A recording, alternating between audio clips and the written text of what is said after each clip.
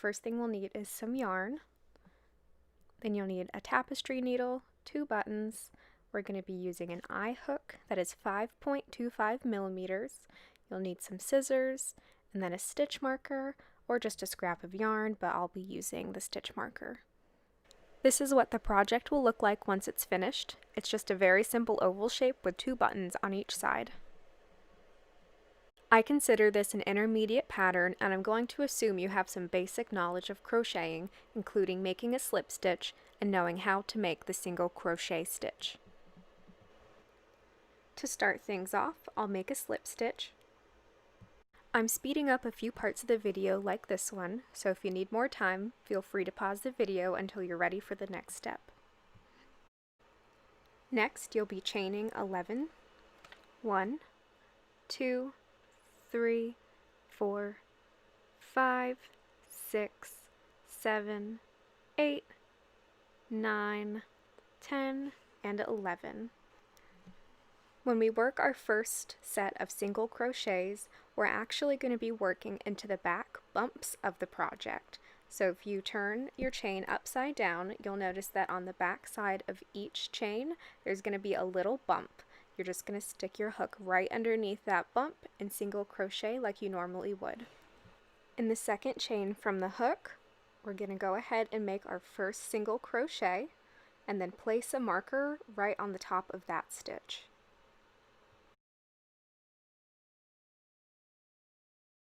If you don't have a stitch marker, you can just use a scrap of yarn instead. From here, we'll crochet 8 more single crochets, still only working in the back bumps of each chain. 1, 2, 3, 4, 5, 6, 7, and 8. Now that leaves us with one last stitch at the end of the row. Once you find that last stitch on your project, you're going to crochet 3 single crochets in the same stitch. And there's 1, 2, and 3. Since we worked in the back bumps along the initial chain stitches, we're now left with a really tidy row on the bottom side of the project. I like to weave in my ends as I go, so what I'm going to do is weave in that loose end as I crochet my next single crochets. This is up to you if you want to do that in your project. You can always weave it in later. The next step is to single crochet 8 more stitches. That's 1, 2, 3, 4, 5, 6, 7, and 8. So again, we're left with one last stitch to work in. This one is a little bit tricky, but I swear there is one left to work in. This could be another place that you use a place marker at the very beginning if you're having a really hard time finding it. But once you do find it, you'll make 2 more single crochets in the last stitch. We're almost done with the first row.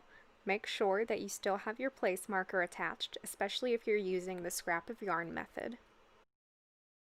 So find that stitch that the place marker is in, and you'll make a slip stitch and finish off the first row.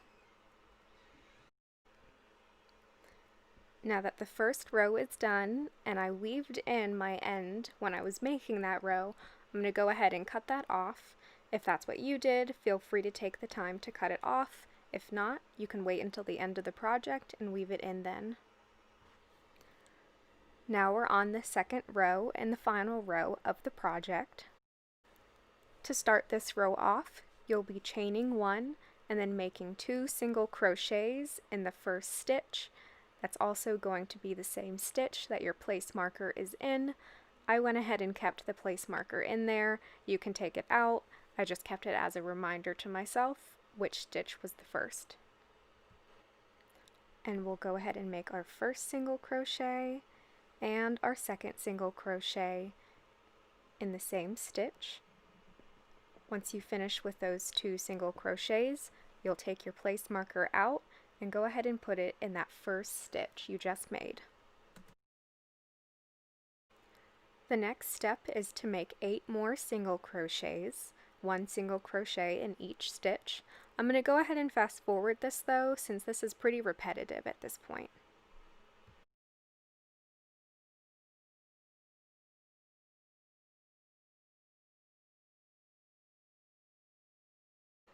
Now that we've completed the 8 single crochets, in the next stitch you'll do 2 single crochets in the same stitch. Now just 1 single crochet in this stitch. And then on the next we'll do 2 single crochets in the same stitch. This brings us to working alongside the bottom of the project again. Once you get to this point, you'll make 8 single crochets, and I'll meet you when I'm done with those.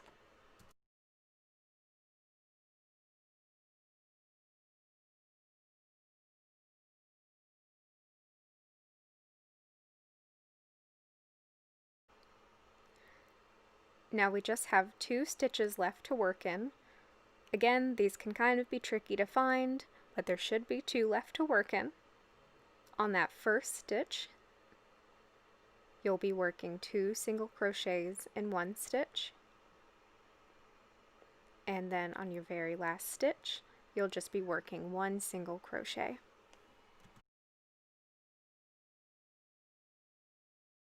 To end this row, do not slip stitch to the stitch marker like we did in the previous row. Instead, cut your yarn about 5 to 6 inches long. What you'll do now is simply pull up on your hook until all of that yarn you just cut is pulled completely through. Tug on it just a little bit, but not too tightly.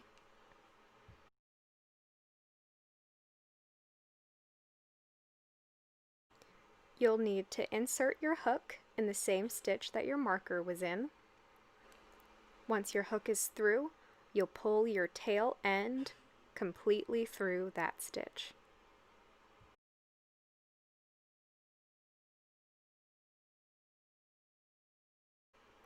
Find the last stitch you worked in from row 2, and instead we'll be pushing our hook from the bottom of the project and upwards, and we'll do the same thing and pull our tail completely through.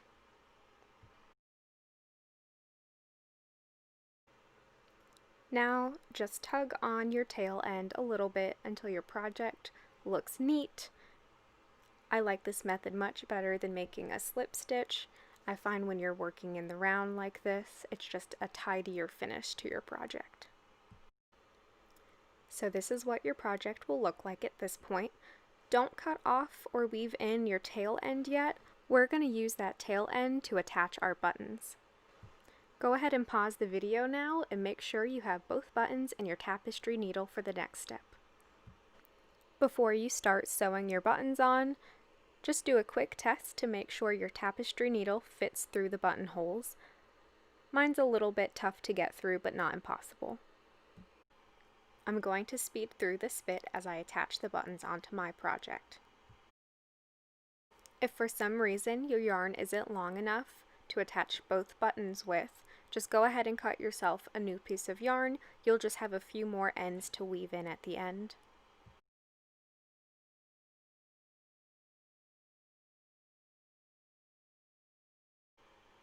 Make sure you cut off the ends of anything you wove into your project, and we're done. This is what it will look like, and I'll demonstrate how to put on a face mask using this ear protector. Thanks for watching, and I hope you enjoyed this crochet tutorial for making face mask ear protectors. Please let us know if you have any questions or need help with this pattern.